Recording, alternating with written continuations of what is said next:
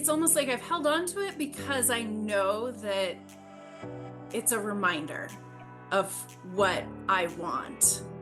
I think that's so much of organizing and creating that space, though, is realizing like I don't need this thing to be my reminder.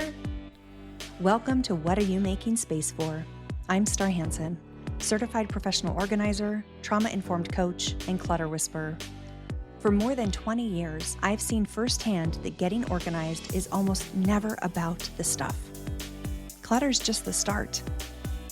Every space tells a story.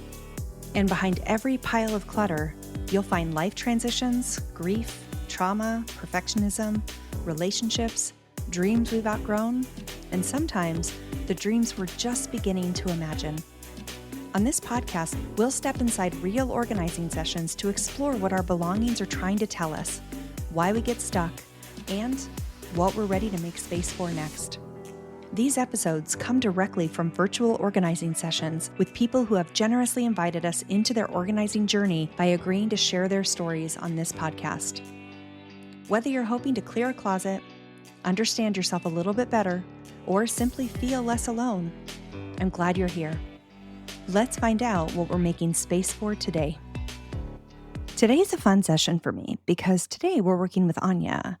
I have never met Anya. I don't know anything about her, and I don't know anything about her home. It's going to be really fun to dive in and learn a little bit about her and how we can get her organized. So Anya, tell me a little bit about yourself.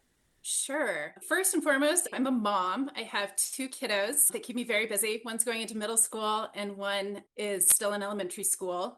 So a lot of my life revolves around them, but I work full time and I care a lot about what I do. I work in the environmental sector, and that drives a lot of my choices about what I consume and how I think about my values and the values that I'm trying to share with my family.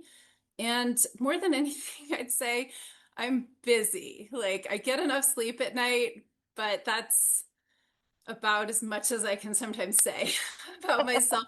And tell me about the garage, because this is the area you want to work on today, right?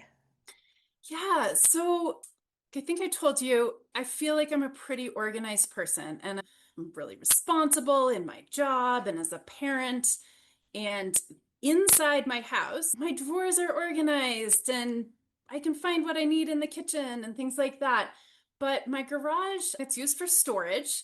But right now, we can't store a car in our garage. I can't park a car in here if I needed to, even. We had a really bad storm that was threatening hail just a few weeks ago. And I was like, I should probably pull the car in. And I came out here and I was like, I can't. So it's storage. And what I'm finding is that, like, when I don't know what to do with something, I used to just stick it in our laundry room. And then I was the only one who knew where things were in the laundry room. And I had to tell my kids, like, you can't go get that out of the laundry room because, like, I don't know, you could get hurt, the files could fall over, or you just simply won't be able to figure out where it is. And even my husband couldn't figure out where things were. So then I was like, well, that's not working. This is like the way that I think about things. It's like, well, if I put it in the garage, that'll be easier to clear it out. And now I've just felt this steady trickle of things, and they're like unfinished projects. I do have a bag of things to donate, but it's like I have to run the errand to go donate it. And in the meantime, it's sitting on the floor of my garage.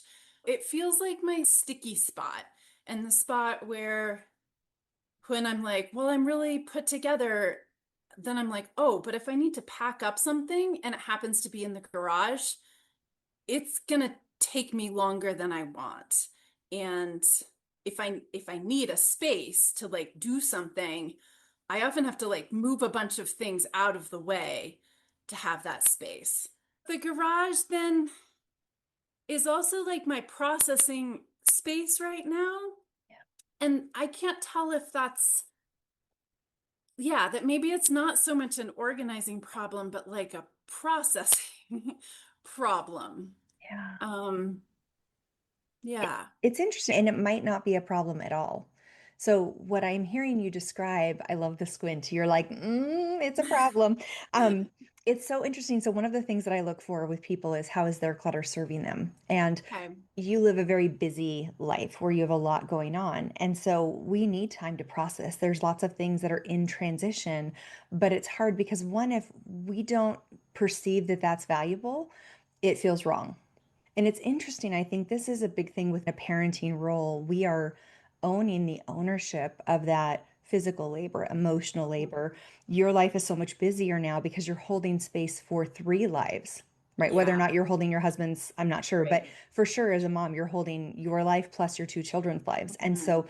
it's why it's exponentially more complicated to balance everything because if it was just you on your own, it would be no problem. We wouldn't be Yeah. talking because it would Right. be organized and you'd be out on a bike ride or working Right. right now. Yeah. It's like, Yeah. but you're holding space for three people and four really if you include your hubby and if you have any pets, add them in the mix. Yeah.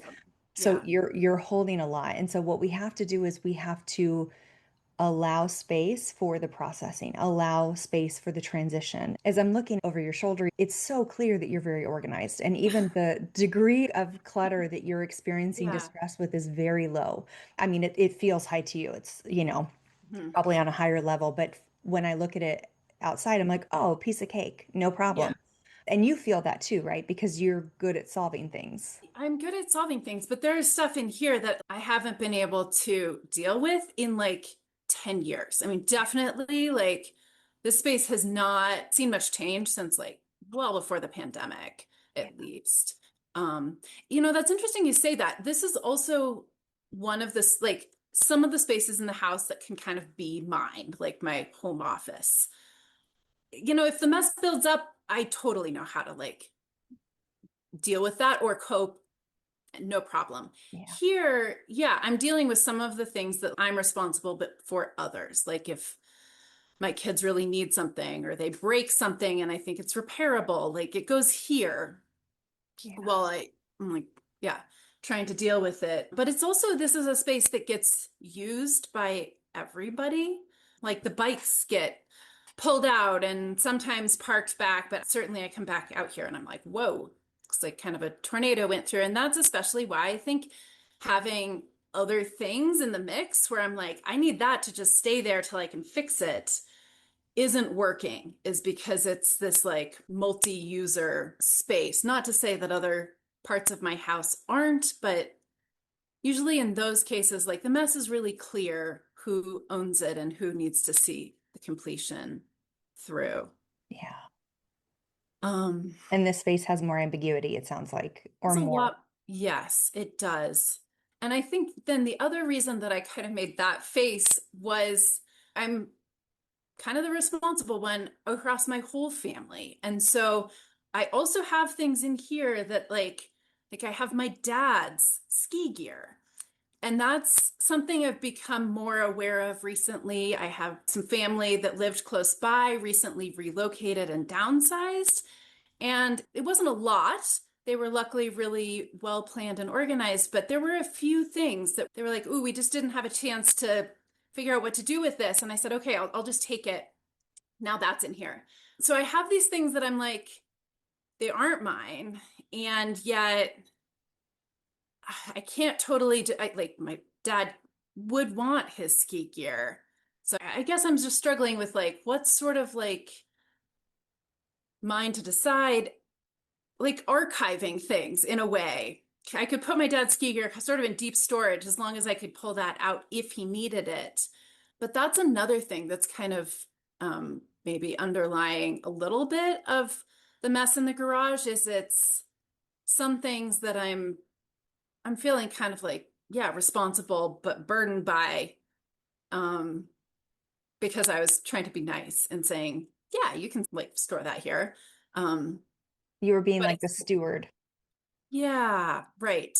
Without thinking through what that would really mean long term as my life and my kids' possessions and stuff changed over time. Yeah.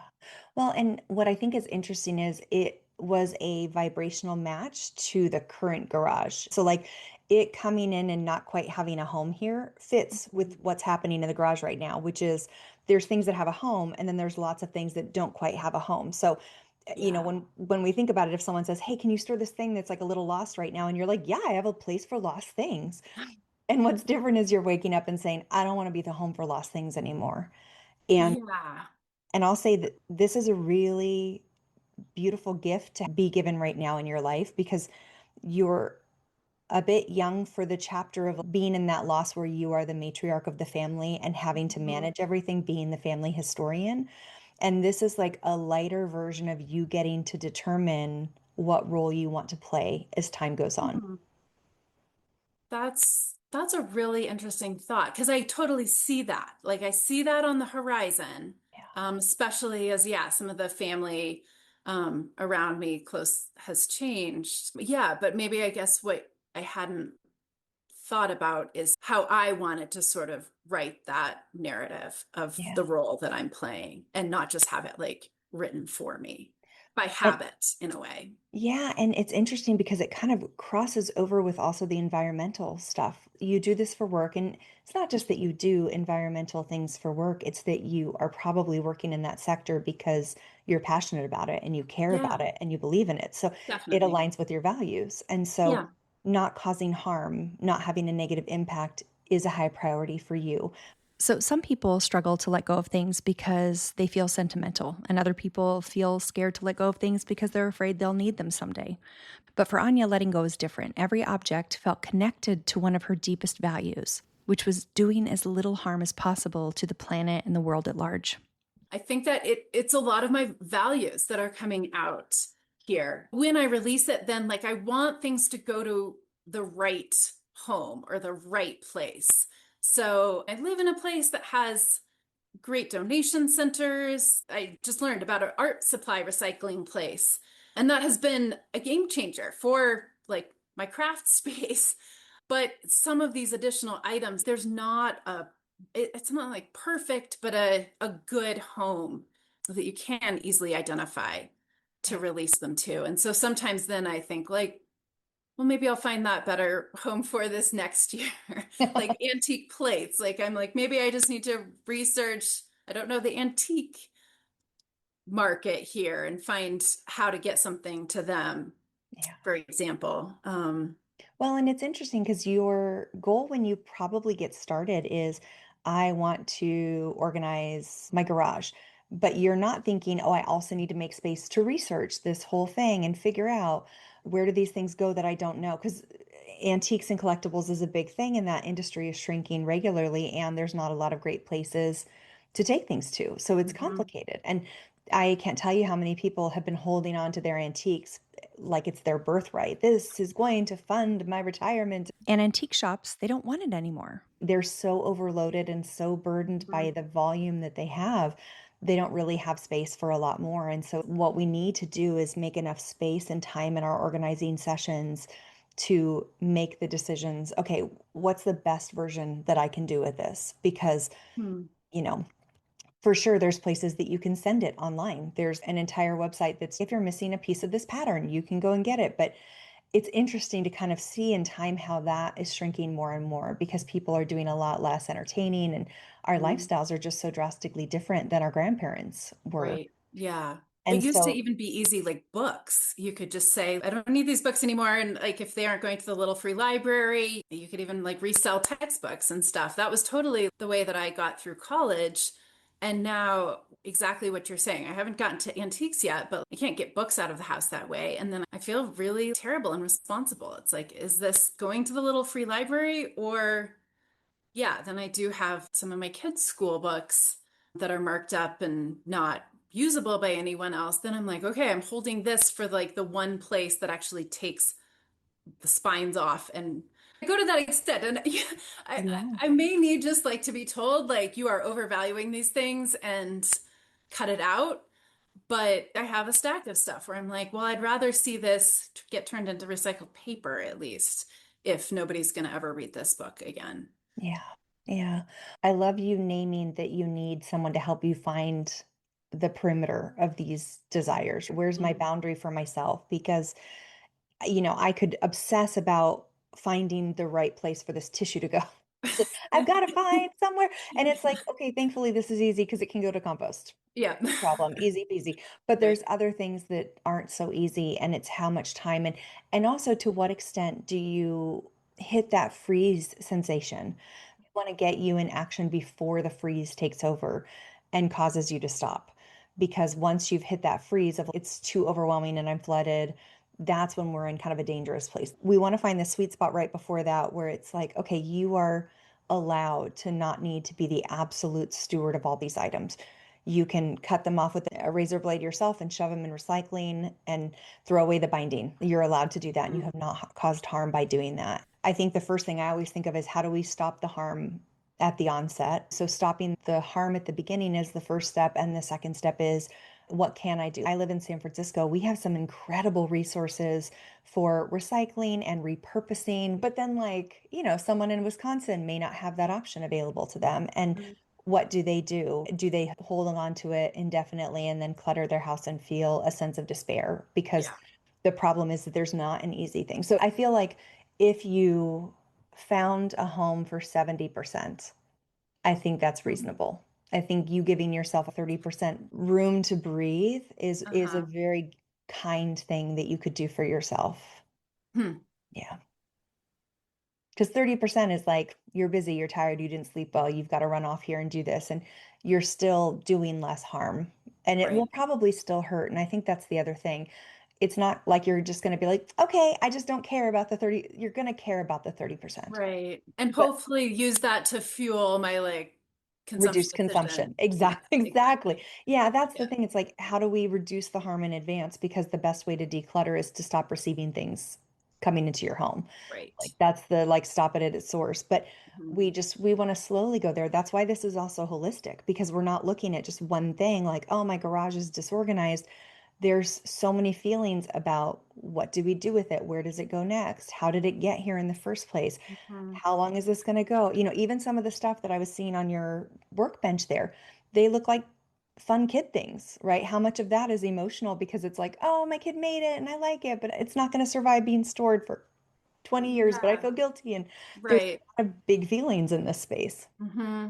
Yeah. Yeah. Kid things are a really tricky one because it is. It's like the party favor bags. I literally have some things even that I bought as party favors and then had excess of, and now have not yet released some like holiday type things that were cheaply made. And maybe I should have made a different decision in the first place. But now I'm like, okay, like I have something sitting here. Do I put it in my repair pile or do I just let that hunk of plastic go? That might be a 30% one that I just need to let go.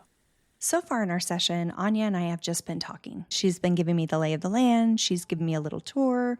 We've talked about a lot of things. And she's smart. She's organized. She's got a lot dialed in.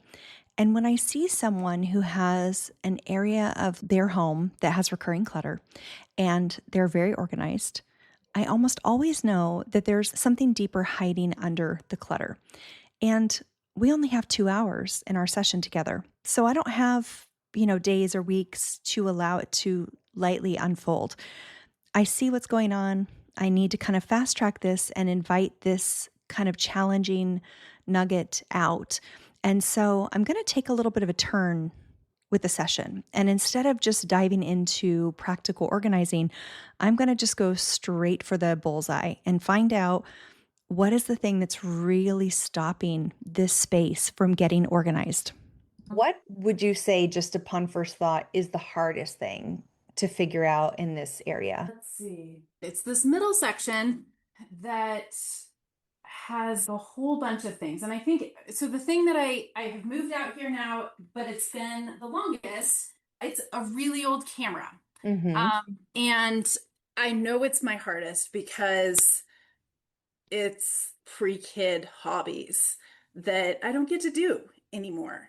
Um, but I have a kid who's like now recently interested in taking photos. So given them another old camera, like a small one, and now I'm like, should I hold on to this one? Because it still works.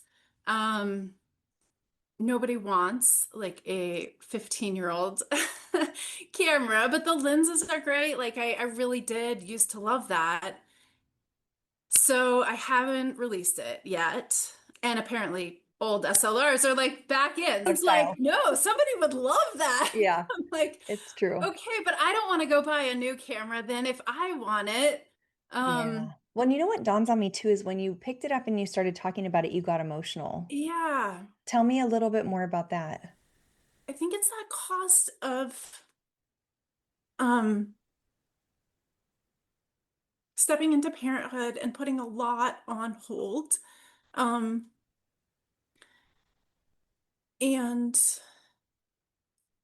really missing that. So I wasn't expecting to get emotional, but that's why this camera has been like toted. I've moved this through a lot of moves.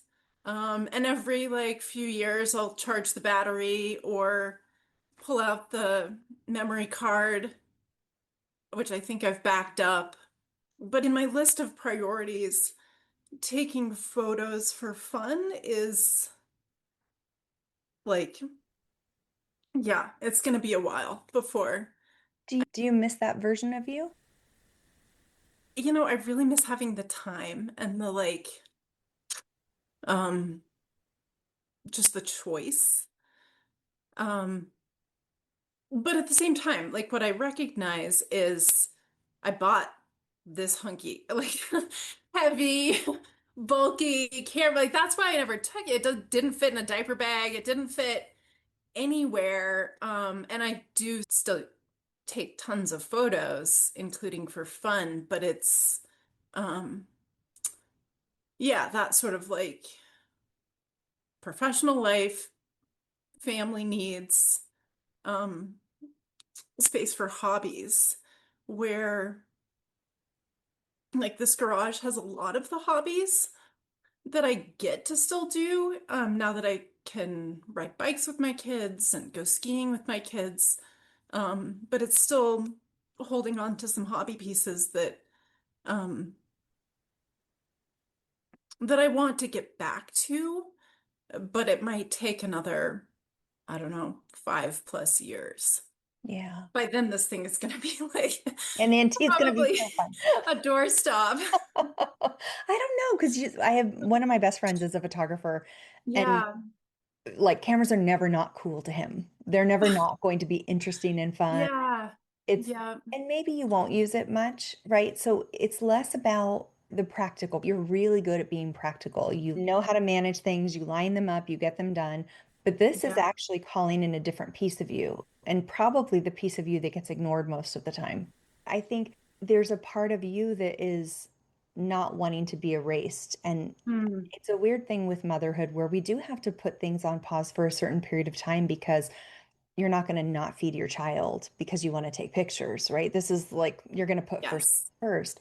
But I think at a certain point, and especially your kids are getting older now, right? You've got middle school, you've got elementary school, Hmm. you are getting your time and energy back in a way you haven't before. And that's Hmm. pretty exciting. And I assume that there's a mix of like exhaustion of like, I just ran a marathon and I need a second to like breathe.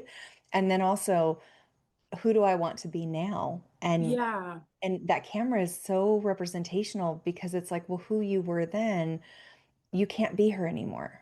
She's not here anymore. And like the camera's kind of older and you could use it, but it's more, it'll be like a more retro vibe. It'll be like, oh, that's kind of a fun, cute thing to do to go back in Yeah. time. But what you'd probably rather do is if you wanted to take that up as a hobby, get what would work for your life, get something that would fit in Hmm. a backpack, get something that really suits where we are technologically, where we are environmentally, where we are just with life. Hmm. So it would be, do you get an upgraded version that fits your life now and let that one go? And Yeah. because it's almost like what I think of when I see you get emotional, it's almost like y- you don't have to go back to being who you were before. You're a different person Hmm. and you get Yeah. like you get to be bigger. You get to be more Right. like think about the person you are today and how much stronger and more empowered and knowledgeable you were than single you. Single you was like she was amazing and her life was much more simple, It's pretty but fun. Yeah. right? So much fun. What we didn't know, what we didn't know. But now you're in Yeah. this place where it's like you are so much more dynamic Huh. and we can't fit you into that old camera case Yeah. anymore. You're a new camera. I love that. And maybe, yeah. it's almost like I've held on to it because I know that it's a reminder of what I want. Sometimes the objects that we struggle to release the most, it's not the actual item that we're protecting. It's the person we were when we first held them, the promises they represented. And once Anya realized she didn't have to become her old self again and that a new version of what she wants is possible, the camera stopped feeling like an impossible decision and she was able to start to imagine a new version of her life. I think that's so much of organizing and creating that space, though, is realizing like I don't need this thing to be my reminder. And I don't even need like a replacement tomorrow. What I need to hold on to is the fact that I'm somebody that can have really fun hobbies. And also, Anya, you might need a hobby for you right now. Yeah, You might need something that's just yours. I really get the strong sense that what you need is something for you. that's the deep emotional spot that I did not expect to get to. Perfect, Yeah. because that, Yeah. yeah, um, that's awesome. Yeah. Yeah, and definitely what I need to tell myself and keep telling myself. You're getting to the place where now that the kids are a little older, there's room for you and it's vulnerable to start Yeah. to take space. It's amazing having been a parent for more than 10 years, both how like surprising it still is to me, where I'm like, I still feel like I should be able to be that person I was pre-kids, but also that big transition paired with like I'm also not in that next stage. Like I'm not sandwiched fully. I have space right now to be able to create what that future is too. Yeah. Well, and it's interesting because we are very aware that we're in the middle of a huge transition, right? It's interesting too because the garage is a transition space and you are in a transitional state in your life. And so Yeah.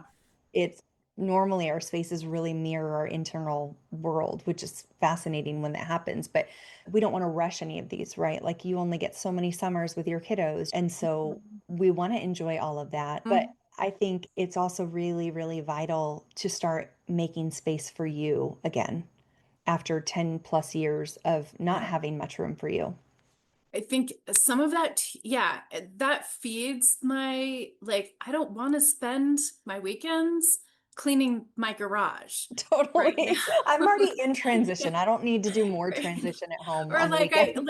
like that sort of it being in that sweet spot does make me want to be like, well, some of that is like, if this sits in a box for another few years, who cares? Maybe Yeah. because I've enjoyed some things in the meantime, but what could be in that box instead, I think is kind of the interesting opening. Yeah, and letting things be what they actually are, right? If the Yeah. camera is a reminder of you coming back home to yourself, put that puppy on full display. It is no longer something that you need to figure out. That's a reminder. And it can sit out as a piece of decor on a bookshelf, whatever you want it to be, so that it does what it's actually doing right now, which is reminding you to come back to yourself. Hmm. And so it doesn't really belong in the garage because it's not really unclear in its job. We just have to decide, or do we have this conversation be its job coming to fulfillment and we get rid of the camera and you now step into your power in another way. We no longer need the camera because you are in a place where you're coming home to yourself. See how that changed? So Yeah. your eyes got wider, your energy got Huh. clearer. Do you feel how that shifted something? The idea of like integrating that into this next chapter opened something for you. Yes, it definitely opened something, which isn't that the decision was made. It was just that it was like it's like space, even without a final decision. Yeah. Yeah. I think I think I'm ready to get rid of it, but I want it to go to somebody who will enjoy like the vintage nature of it. I think I want it to go to somebody who's younger and thinks that having an old camera is cool. So I think what I'm gonna do, and this is probably fine, is just grab my memory card out because that's a tiny piece of it and they don't need that. Mhm. and pull my name sticker off of it. And I'll probably post that Yeah. and probably just like free to a good home. Yeah. Somebody's going to really love it. Yeah. Good job. I know that's hard. And if for some reason you have like a little, I don't want to get rid of it, or if it's not feeling like it's going to the right person, you're allowed to put that in your memorabilia box. Okay. It's allowed to Yeah. be like a fragment of your past that you're not ready to part with yet, and that's okay. Yeah. But I know I have other pieces from my Yeah. past in that box that probably are more me. What was really, really good for me to hear is sort of that like that permission and like connection with both past and future hobbies. Um, so I yeah. think the tenderness is the reminder that that part of you is waking up again. It's such a special thing when someone does the work like Anya did today, where she really went deep. She really showed something vulnerable in herself. She really allowed herself to dive into what was really happening under her clutter. And once she did that, the rest of the space got done so quickly. And to be honest, we're not even sharing it on this because it's so boring. It's like I had her do 10 minutes on the floor where she had this giant pile that was built up. She knocked it out in 10 minutes. There was another space that she needed to do that was like a workbench, and I gave her 10 minutes. It took her 15. We talked about what she was going to give away for free, what she was going to list and sell, and her strategies for going forward. But the interesting thing to note is that once we address that deeper cause of the clutter, the bulk of the clutter that feels the most stressful and feels like it's doing the most damage, is actually the easiest thing to get a handle on. And Anya did such a great job really diving in and exploring this and setting that part of her free so that she could really move forward. And I was just so blown away by how well she did and just what a great session we had together. How was today? You did really well. It was more emotional than I expected, which I know organizing is for people all the time, but I think I went into this being like, well, I don't know quite what it's like to work with a professional organizer, but I do so much organizing that I think I've got this. I just need to like have somebody's outside eyes who maybe are even quicker to pick up the patterns and systems needed in a garage, for example, to help me. But I wasn't expecting it to be like, what's the hardest thing here? And have that hit me like it did. Yeah. And hit me why um, that thing has been hard. Thank you. Oh, Like thank the you. emotion is good too, because I agree. yeah, it's the emotional positives Yeah. too that I think I can see. And it's you being seen. I think it's really vulnerable to be seen. And you are great at systems and you're great at organization. And you're probably not seen as much as you would prefer. And today you got to see you and you let me see you, which was really Yeah, special. So thank you for being thank willing. you. Yeah. Yeah. If you were giving advice to somebody who was feeling stuck in their transitional space like you were today, what's a piece of advice you'd give to them after what we did today? That's a great question. I'd say a couple of things. I think take the space that you deserve, even if that does have things in it, that there's a reason for that. And it's not to serve other people. It's the things that I need to be me. I really feel like in addition to just like seeing the difference in my garage, I think the deeper things will be lasting and almost gave me a new lens on even my inside spaces that I hadn't quite had that will lead me down a path to some questions about, yeah, when I say like I really don't need half the stuff in here, to think hard about like why it feels like that. When Anya signed up for the podcast, she thought she would be making space for a car in her garage. She felt pretty organized and just wanted a second set of eyes on the projects that she was struggling with. But as we talked, it became clear that she was making space for something much bigger. She was making space to come home to herself, to remember that she isn't just a mom, an employee, or the person everyone else can count on. She's also someone who gets to have interests, dreams, hobbies, and a life that's uniquely her own. Sometimes the things we hold on to aren't really about the object at all. They're reminders of who we've been or who we're afraid we might lose if we let them go. So before we part, I'd love to leave you with a question to carry into your own home this week.